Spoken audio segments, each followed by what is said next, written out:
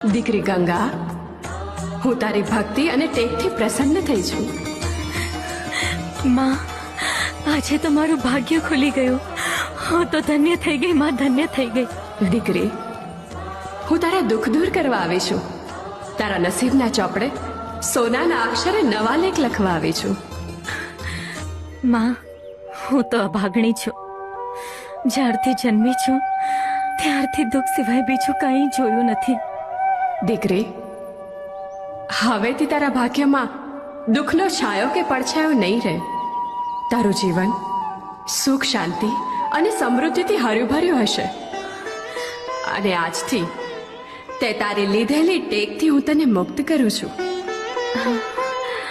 માં, આ તો તમે મને સુખી થવાના આશીર્વાદ આપ્યા, પણ મારી નેક ટેક તો ત્યારે પૂર્ણ થાય જ્યારે મારા પતિ પૂર્ણ પુરુષ બને.